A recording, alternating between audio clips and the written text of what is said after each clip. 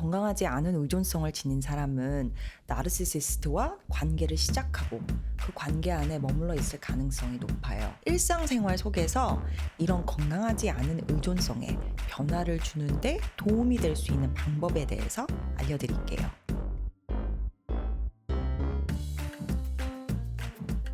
안녕하세요.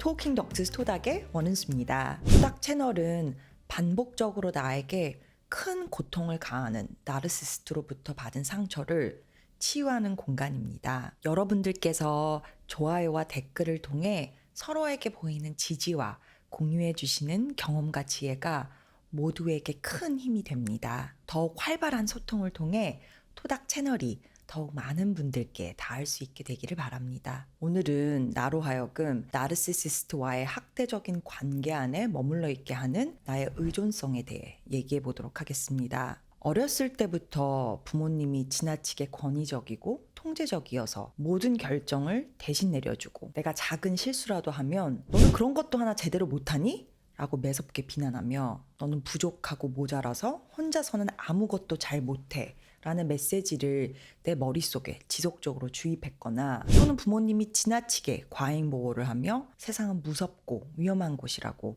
반복적으로 조심시키고 내가 혼자서 무슨 행동이라도 하려고 하면 불안감을 표출하고 모든 것을 대신해 주려는 환경에서 자랐다면 내 안에 건강하지 않은 의존성이 자리 잡을 수 있어요. 그런데 우리 내면에 존재하는 의존성이 다 나쁘다고만 할 수는 없어요. 내가 사랑하는 사람들과 적절한 정도로 서로 기대며 그만큼 서로 연결되어 있는 느낌을 지닌 채 깊이 있는 교류를 하는 관계 안에서 형성되는 상호 의존성은 우리가 의미 있는 관계들을 형성하기 위해서 반드시 필요해요. 그런데 의존성이 지나쳐서 한쪽으로 크게 기울어지고 혼자서 거뜬히 견뎌내야 할 상황들을 감내하지 못할 정도로 부적응적인데 그런 의존성을 충족시키기 위해서 해로운 관계를 억지로 유지하고 있다면 건강하지 않은 의존성이에요. 그렇다면 내 안에 존재하는 의존성이 건강한 수준인지 아닌지 판단하는 데 도움이 되시라고 건강하지 않은 의존성을 지닌 사람들이 어떤 모습을 보일 수 있는지 설명드리겠습니다. 우선 새로운 무언가를 시작하거나 진행하려고 할 때 끊임없이 주변 사람들에게 의견을 물어봐요. 그리고 결정을 내릴 때마다 반복적으로 조언을 구하고 특히 재정적인 결정, 돈 관리하는 것을 힘들어해요. 새로운 장소를 찾아가는 것도 부담스러워할 수 있어요. 내가 길을 잘못 찾으면 어떻게 하지? 이런 걱정을 하면서요. 익숙하지 않은 업무를 맡는 것도 매우 불편해하고요. 그래서 직장에서는 모두 선망하는 승진 자리를 거절할 수도 있어요. 좋아지는 대우보다 부가적으로 생기는 책임의 무게가 훨씬 큰 거죠. 그래서 낯설거나 예상치 못하는 일들이 초래될 가능성이 높은 상황들은 피하거나 중간에 포기하고 싶은 마음이 더욱 강하게 들 수 있어요. 그런데 이런 의존성 아래에는 무능감이 깔려 있어요. 스스로의 힘으로 자신을 돌볼 수 없다고 느낍니다. 살아가면서 하루하루 일어나는 모든 상황들에 압도되는 느낌을 받고 본인은 이런 상황들에 대처할 능력이 없다고 여겨요. 매일의 삶 속에서 자신이 내리는 결정과 판단을 믿지 못해요. 또 그 어떠한 변화도 혼자서 맞닥뜨리는 것을 두려워해요. 세상을 자신만의 힘으로는 살아갈 수 없다고 생각하는 거죠. 그래서 자신이 할 수 있는 유일한 선택은 자신을 돌보아 줄 수 있는 누군가를 찾는 것이라고 여겨요. 일상 전반을 함께하며 매 순간 어떻게 해야 할지 안내해주는 대상이 절실히 필요한 거죠. 보통 부모, 배우자, 절친한 친구, 혹은 사회에서 만나서 자신이 우러러보고 따르는 인물인 상사, 은사, 선배 중에 대리 부모 역할을 해줄 수 있는 사람을 찾아요. 그리고 그들이 자신을 위해 해결책을 제시하거나 문제를 대처하는 방법을 알려주기 원해요.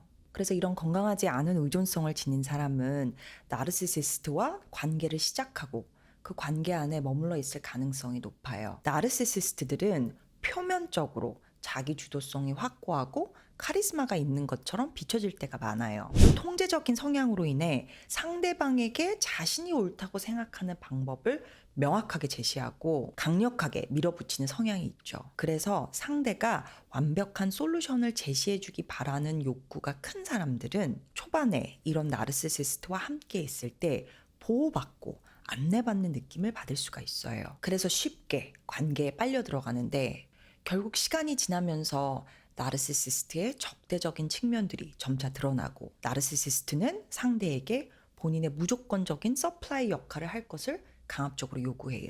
상대방은 이런 관계 양상이 너무나 괴롭지만 자신의 건강하지 않은 의존성으로 인해서 자신이 관계를 떠나면 절대로 스스로 생존할 수 없다고 믿어요. 그래서 어쩔 수 없이 나르시시스트에게 순종하고 동속적인 관계가 형성되고 유지돼요. 저에게 상담받으러 오시는 분들 중 여러분들이 이런 의존성으로 인해 나르시시스트와의 학대적인 관계 안에 오랫동안 머물러 있으세요. 그래서 치료를 통해 무의식적으로 강렬하게 작용하고 있는 건강하지 않은 의존성을 인지하고 점차 의존성에 변화를 주는 과정을 경험하십니다. 그렇다면 근본적인 치료 방법이라고는 할 수 없겠지만 일상생활 속에서 이런 건강하지 않은 의존성에 변화를 주는데 도움이 될 수 있는 방법에 대해서 알려드릴게요. 앞선 영상에서 소개드린 스키마 치료에서 우리의 건강하지 않은 무의식을 18가지 스키마로 분류한다고 말씀드렸었죠. 그래서 부정긍적인 의존성을 의존 무능감 스키마라고 명명지었어요. 스키마 치료에서 의존 무능감 스키마를 변화시키기 위해 다루는 여러 방법 중 한 가지를 얘기 드릴게요. 우선 불안감을 비교적 적게 일으키는 일상생활 내에서의 과제를 선정해요. 평소에는 늘 배우자 등 주변 사람의 조언을 한 번이라도 얻었을 법한 행위인데 이걸 온전히 혼자서 결정하고 실행하는 연습을 하는 거예요. 예를 들어 나에게 다소 어려운 사람에게 줄 선물을 고른다든지, 중요한 날 많은 사람들이 모일 외식 장소를 선정한다든지, 집에서 사용할 비교적 고가의 가전기기를 바꾼다든지, 그리고 그 정도 수준의 과제를 성공적으로 완수하면 그 다음 단계로 불안감을 조금 더 유발하는 과제를 선정해요. 가족여행을 단독으로 계획하는 등, 그래서 낮은 수준의 불안 유발 과제에서 심한 불안을 유발하는 과제까지 점진적으로 접근해요. 나에게 불안감을 일으키는 과제들의 강도를 점차 높이고 하나씩 해내면서 내가 그동안 혼자서는 절대로 하지 못할 거라고 여겼던 행위들이 실제로는 그렇지 않다는 것을 경험을 통해 익히는 거죠. 물론 과제를 수행하는 동안은 어느 정도의 불안을 경험할 수밖에 없겠죠. 내 안에 건강하지 않은 무의식을 역행하는 행위니까. 그래서 과제를 수행하는 동안 불안감이 올라올 때마다 이완이나 명상 등의 불안 감소 기법들을 시행할 것을 권유드려요. 이전 토닥 영상에서 다룬 마음 챙김 호흡 명상도 그런 기법 중 하나이고요. 오늘 영상이 내 안에 건강하지 않은 의존성이 자리 잡고 있는 것은 아닌지, 그 의존성으로 인해 내가 나르시시스트와의 학대적인 관계 안에 머물러 있는 것은 아닌지 인지가 생기시는데 도움이 되었으면 하는 바람입니다. 오늘 영상 내용이 공감되셨다면 구독과 좋아요를 통해 더욱 많은 분들이 토닥 영상들을 접할 수 있게 도움 주시면 감사하겠습니다. 오늘 토킹은 여기까지. 토킹 덕트스 토닥의 원은수입니다.